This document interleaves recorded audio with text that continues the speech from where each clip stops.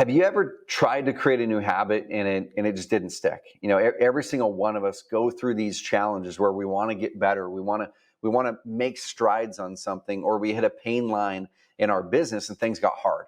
And then we pull back and we say, man, I just need to make a new habit. Well, what if I were to say that the habit wasn't the problem? What if I were to say that a new habit is actually not the answer and something completely different is the answer? Well, in this episode, we're going to tease out identity. And identity is going to be the root of so many things that we're going to be talking about here in the Entrepreneur Freedom podcast. Okay, identity is going to come up all the time. So we might as well get this out in the open right now. We're going to bring out the elephant in the room, that goals and tasks and habits and all this stuff is likely not what's holding you back from where you want to go. It's likely not that you don't have big enough goals. It's likely not that you don't have the right habit. Maybe those things are true, but it's actually identity that's holding you back.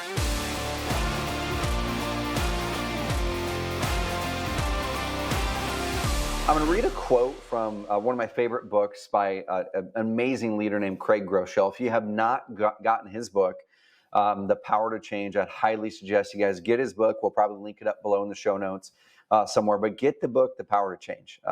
I recently finished that book, and I'm probably going to make an annual reader moving forward, because I've read the book Atomic Habits. Great book. James Clear is such a killer author.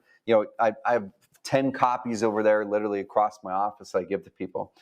But for me, anytime I would step into those moments as an entrepreneur or a father or a husband or a friend where I felt like I wasn't enough, right? I felt like I was challenged to actually be the leader at my company that my company needs, where I hit these walls in my business, where the business stopped growing, or it wasn't reaching the goals where I wanted to go, or things got too hard in business.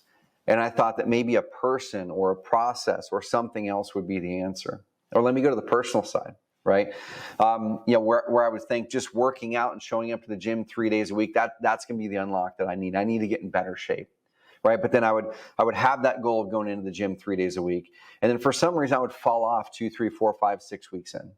And it would always be something. Right? It'd always be something. It'd be a calendar issue. So I'd go try to fix the calendar issue. Or it'd be, oh, this thing got in the way, or I didn't plan this thing, or I didn't communicate with my wife well enough to make sure I was clear on what our schedule was with the kids that week. I always had a reason why it was something other than me, other than my identity that I was being in those moments of being a leader that was showing up at a couple levels below what the company needed, or being a husband or a father that was showing up a couple levels below that bar that I wanted to hold for myself, or the bar that my family probably was holding for me. Every single time it popped up, when things wouldn't stick, what I've learned is every single time it came down to identity. So I'm going to identify what identity is in this podcast episode, and it's going to set the stage, because every single stage of growth in business, as we're diving in, y'all, like I'm going to be looking down here at my iPad, but every single stage of growth in business, there's an identity that we need to step into to actually be capable to grow through that stage. Okay, if you're in the dreamer stage, which I'm going to identify and define deeply in episode 3, so keep an eye out for that. If you're brand new and you're wanting to go from zero to your first $100,000, you're in the dreamer stage. The identity of someone in the dreamer stage is a completely different identity than a CEO that's of an 8-figure company. Okay, the identity that I am today, that I have to show up as, that I get to show up as, is different than that person. Okay, I have different habits, I have different disciplines, I have different things that are built in. So let's define what identity is. Okay, and identity is probably the most misunderstood and underused topic of my entrepreneurial career. Okay, if I were to go back to 2008 or even to 2004, when I bought my first rental property in 2004 here in Klamath Falls, Oregon, a little tiny town. I live in a town called Roseburg now, about 2.5 hours away. So that identity there, I was in the dreamer phase. I was not capable of being the type of person who could truly lead an 8-figure company. Okay. Or when I had a company doing $500,000 a year or $750,000 a year with a business partner, I got stuck. Right, I got stuck massively at that $300,000 to $1 million growth area, that pain line, because I didn't know how to delegate, because I didn't think I was capable of it, honestly. I didn't know how to find the right people, train the right people. My identity was, I'm a marketer, I'm a performer, I'm not a person who leads people. That was my identity. And I had to transcend through that identity, be able to grow as a business. So guys, what the heck is identity? I'm gonna walk through the 3 elements of identity. And I want you to think about these, okay? If you're on the podcast version of this on Spotify or Apple Podcasts, I'd encourage you to click the link or go to YouTube, find me, Trevor Mauch, that's Mauch, or just go to my website, trevormauch.com. I'll have a link to the YouTube channel. Subscribe to the YouTube channel, to my personal YouTube channel that we just launched, because that's where there's gonna be a bunch of visuals shown in these YouTube videos. Okay, if you're on the YouTube version, just know there's the podcast version over there for you too. So the 3 parts of identity, I'm going to look at my notes over here on the left. The first one is beliefs, okay? Beliefs, which really starts with that spiritual identity. And I grabbed this from a couple resources. So a lot of what I've learned over the years, y'all, and I'm not going to make the mistake that I feel so many other influencers make, which is taking someone else's information and passing it off as their own. I'm going to give credit as much as I can possibly remember to give credit. So this is a mixture between Dan Sullivan, from 10X is Easier Than 2X, and Craig Groeschel, which is from the book Power to Change, and just other collection of thoughts over the last 20 years as an entrepreneur. So beliefs as a first part of identity. Okay, it starts with that spiritual identity of like, who am I truly? One thing that I had a challenge with for years, y'all, is I was really wrestling with identity. You know, when I was getting Carrot to the spot where we were probably high 7 figures, maybe had crossed over 8 figures by that time. I remember vividly sitting here in my office over there on the orange chair, and I was getting ready to go to a function. The function wasn't a business function; it was a school function with a bunch of families. And in that moment, it kind of struck me. I was going, man, why is it that I'm not very comfortable? I'm not comfortable in functions that are not related to business, right? Why is it that if I go to an event where people see me as the business guy over here, like if I go to a real estate event or an entrepreneur event and I'm speaking at it, I feel insanely comfortable there, right? I am insanely excited to speak in front of 1,000 people. Very little nerves, high energy, gives me energy. In the business world where people see me as the business person who's been successful. But if I would take myself out of that environment into an environment where, I might be having a dinner party with some of my wife's friends from work, and I don't know them or their spouses very well, I wouldn't know what to talk about. I wouldn't even know who I was in those environments because they didn't know who I was from the business perspective. Guys, I had placed so much of my identity on me being my business and my business being me. So when I took myself out of that environment and went to another environment where people didn't know and frankly didn't care that I was a successful business guy, I didn't know what to do. And so in that moment, I really recognized, I'm like, my identity cannot be my business, and my business cannot be my identity. So what is my identity then? When people ask, well, Trevor, who are you? What do you do? The first thing oftentimes we leap to is what we do for work. And when we do that, we're rooting our identity in our work, okay, in what we do. Versus what I've learned over the years and where I've really started to be empowered and really grow from this is my identity is not rooted in what I do, it's in what I believe. My identity is rooted in who I am as a person, and that who I am should have a common thread across everything I do.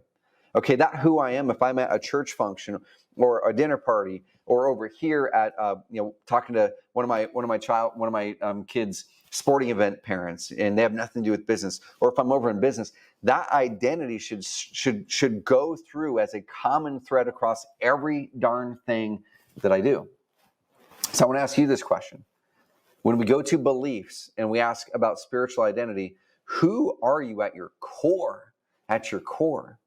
What I've really came into over the last several years, it's given me so much peace. It's given me so much peace as to not tying my success or failure or my self-worth to the success of my business. My identity is I'm a man of God. I'm a man of God. I'm a father. I'm a husband, trying to really be that beacon of positivity and hope in this world where there's a lot of people who are hopeless. Like, that's my identity. I'm a person who tries to add value and tries to really bring people up and be that beacon of positivity and possibility everywhere that I am. I happen to do it over here in business. I happen to do it over here at church. I happen to do it over here in this function. And until I could step into that about what I believed about who I was, it made it to where until I could do that, there was all this anxiousness all the time. There was all this tying my self-worth to the business. Okay. So the second part about identity is your standards. So the first part's beliefs. Okay, what is it that you believe about the world? What is it about, that you believe about yourself and your spiritual identity? Who the heck are you? And whether it transcends through every darn thing that you do. Okay, the second part of identity is standards. One of the things for me over the years, and standards really hit me probably in 2019, which isn't all that long ago, when I started working with a friend of mine, good friend of mine now, Dan Martell. And Dan Martell's been coaching me since 2018. And I remember we were on a call one day. We were on a call just like this. We were, zooming across from each other. And Dan could see that the challenge that I was having wasn't that I couldn't do the work, right? It wasn't that I couldn't do the work. It was that I had held a standard that was down here, and I was living up to that standard. My identity was living up to that standard. And he said, Trevor, I don't think this is a what you need to do issue. He said, I think this is a standards issue. You need to raise your standards. This is an opportunity to look at that vision of who you want to be, that identity of who you want to be in 20 years, in 10 years, in 5 years, and ask yourself, what standards would that person have? That person you want to step into, that person you want to become, that journey that you're on to become the best version of yourself over the course of your life, what standards would that person have when it came to working out? Right? What standards does that person have when it comes to communication with your team? What standards does that person have when it comes to the level at which you want to be an amazing father or an amazing mother? All right, what are your standards? And so I started to write out these 6 F's, and I learned the 6 F's. You'll see, guys, with me, with the Entrepreneur Freedom Formula, I'm a collection of knowledge of the amazing people I've had a blessing to be with in my life. And that's why I'm always wanting to connect. I'm always wanting to give, because who knows, just connecting with you is going to be an amazing gift, so I can hopefully add value to your life. But I'd love to meet you someday. And you never know how the value that I can add to your life, and that can compound. I don't know if it comes back to me. I don't care if it comes back to me, but so many people that I've met in my life have influenced me in amazing ways. Okay. So standards. In that moment, I remember this would have been 2020. So COVID hit, everyone was work from home. I had dropped one of my workout programs because one of my standards that was too low for many, many years was that I work out when I can get to it. Right. And so I remember I signed up for 3 gyms in 3 years here in Roseburg, Oregon, even one of them literally across the street right over here. I signed up for 3 gyms in 3 years, thinking the gym was the issue. Maybe if it's closer, maybe if it has better equipment, maybe if this one has some of my friends that go to it, maybe that's the issue. And it didn't solve it. Okay. So then I walked into my big open space in my office here one day in 2018, and I said, I'm going to build a gym here. And I'm going to get a coach to come in here, and that person is going to come in 3 days a week, because I physically cannot get to my office every day without going through the gym. And if he's standing in here at 8:15 in the morning, Monday, Wednesday, Friday, I can't get out of working out. Okay. And so that's what I had to do in 2018. I literally had to put a trigger in place, like James Clear says in Atomic Habits. I had to put a trigger in place to help me make stepping into a habit more easily, so I didn't fall back to my standard, which once again, my standard was that I am inconsistent in my workouts. That was my standard. Okay. And so I did that. That was amazing for a couple of years. And I got in better shape. I got more consistent. But what started to happen was I started to get comfortable again, because 3 days a week was my new standard. Okay, that's just what I do. Cool, I work out 3 days a week. But 3 days a week is not enough to actually grow. 3 days is to maintain, every day is to grow. 3 days is to maintain, every day is to grow. And that you can apply that to any part of your life you're wanting to improve. And so 2020, we all have to go work from home. I get yanked out of this environment where I have the habit trigger in my gym and my fitness coach in here with me, right? So I stopped working out because I fell back to my old standard, because it wasn't easy for me to do it. So my coach, Dan Martell, he calls me on it one day. Okay, we're talking. He goes, dude, it seems like you are you need to step into getting your energy back in. And he challenged me, said, how much are you working out? I go, man, I'm getting to it when I can get to it. And he said, okay, what's the furthest you've ever ran? And at that time, I had a standard or a limiting belief in my mind that said, because of an injury that I had growing up, that I can only run short distances, right? I'm a baseball player, played baseball in college. I run 90 feet at a time, right? And so I run short distances because of a hip issue. And he said, well, what's the furthest you've ever ran? And I said, man, 5 miles or so. He goes, okay. He goes, that's not too far from a half marathon. And I go, oh man, dude, I know what you're doing here, Dan. I know what you're doing.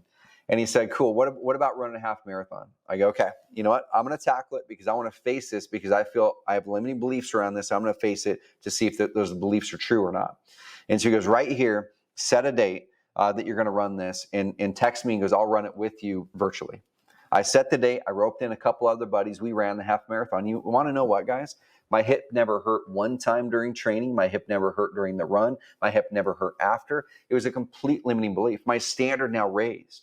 And now my standard carried forward on the health and fitness side from there because I'm like, you know what? I was operating at a standard that was keeping me down here. So your standards are basically one of the things that upholds your identity. Either you're going to step into your standard or you're going to fall back to your standard. And what I'm always trying to do with the identity is go, who is the person 20 years out? Who is the person 10 years out? Who is the person 5 years out that's living the life, making the impact I want to make? And what do they do? Like, what does that ideal average day look like? And what standards do they likely have in their life that allow them to have that life? I'll write those down and then start to live those standards every single day. The third part of identity, the third part is disciplines. Okay, so disciplines are one step beyond habits. A habit is something you do often. The discipline is what's ingrained into you. They're the things that help you live to your standards. Okay, so disciplines, they manifest as your actions. They manifest as your actions and habits that you do every single day. Okay, and as I look at that example that I gave you there with the fitness side of things, I would have to put in these habit triggers because I would fall back on a low standard and I wouldn't have the disciplines in place where I just wake up every day and they're non-negotiables. Those are just things that I do. They're not things that I try to do. They're just things that I do every single day, right? And so the three things that make up our identity, it's our beliefs, number one, our beliefs in everything, our belief in who we are spiritually, our belief in what we're capable of, our beliefs in just the world. I choose to have a belief of positivity and possibility while so many other people, maybe you, choose to have a belief of negativity and pessimism, okay? And those beliefs carry you forward and they're part of your identity. They're going to shape what you become. They're going to shape what you're capable of. Okay, that second part, like I said in summary, of identity is your standards. What are your standards? You will fall back on your standards when your habits, or when discipline doesn't kick in, okay? When motivation is not there, you will fall back on your standards. So I'm going to ask you, write down your standards in the key parts of your life where you feel like you're not performing where you want to perform. What are your standards? And maybe you don't have any. And that's why you're falling back and you continually can't nail those habits and disciplines. And that third part of identity are the disciplines. Okay? The things you consistently do are what identify you. Okay? The things that you consistently do are what identify you. That is your identity. It's what you consistently do. If you work out every day, you work out, okay? If you don't drink and someone offers you a drink, you don't say, I'm not drinking. You say, I don't drink, okay? If you are getting ready to strap on your shoes in the morning and you're not identifying your standard, your identity as a runner, you're just saying, man, I run when I can get to it. No, I'm going to strap these shoes on because what do runners do? Runners run, and they put their shoes on even when they don't want to do it, okay? When business gets hard or marriage gets hard, you step back and you go, what is my identity here? Well, I do this thing because that's what an amazing husband does, or an amazing mother does, or an amazing wife does. Okay, I do this thing because that's what an amazing leader does. They don't skirt around that difficult issue. Your identity defines those things, and what you do reinforces that identity. Okay, guys. So a couple other things I was reading from my notes. Want to get out some of the thoughts on identity because it's going to be such a foundational episode as we move forward.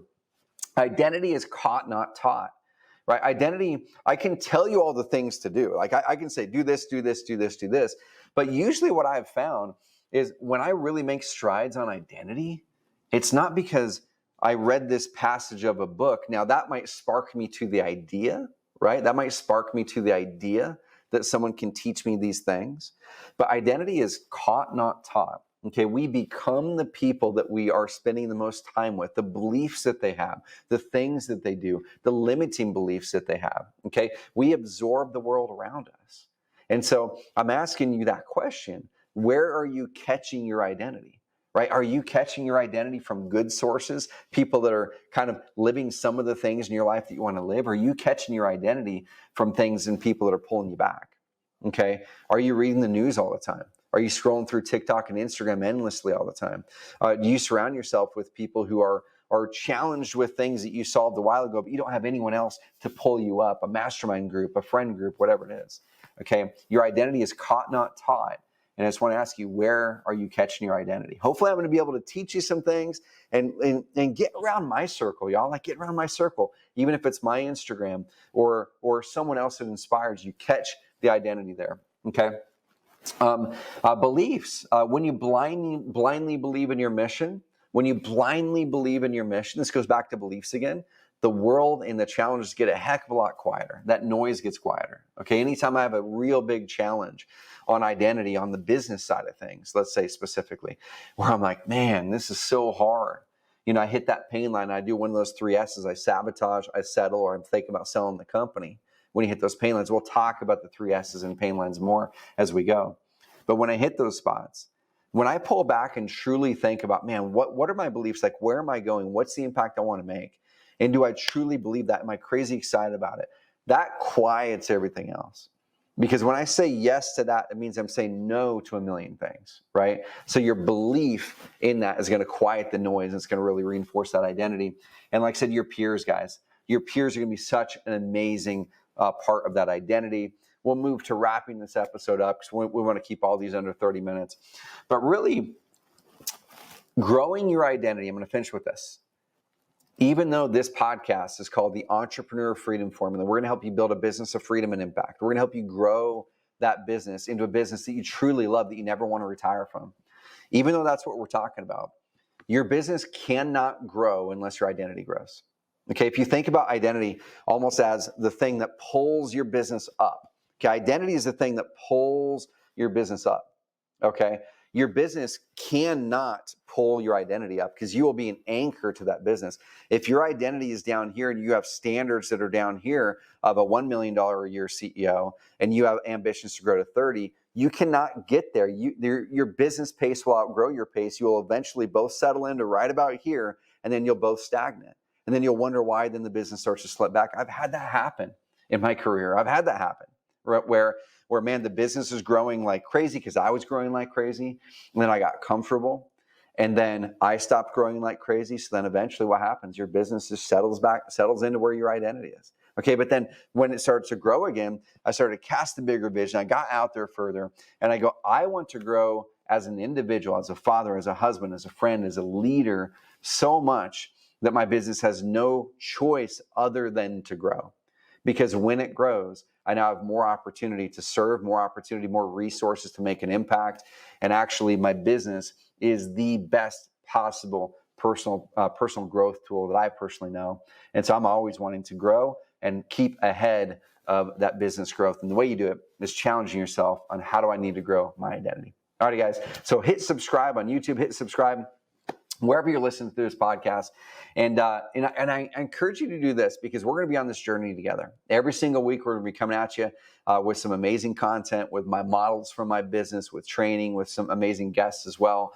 But the vast majority of the Entrepreneur Freedom Formula, y'all, is just going to be me from my heart, just talking about what I'm going through as an entrepreneur, in that 8-figure range, where I'm wrestling with thoughts, where I'm wrestling with challenges, where I'm wrestling with leadership issues, where I'm not good enough, where I need to grow, all those things. We're going to wrestle with these together here in this podcast and in this YouTube thread. So hit subscribe, grow with me, add comments below. If you like where we're going with this and you're watching this on YouTube, pop me some comments below, guys. I want to know what's your biggest takeaway here. Where do you want to step into on identity? What's your biggest challenge? Are you excited about where we're going with this podcast and where you're going? All right, guys, so think about this. What's the one biggest trait that you want to start to embody in your business and in your life that leads you to the identity that you want to become? All right, we'll talk soon.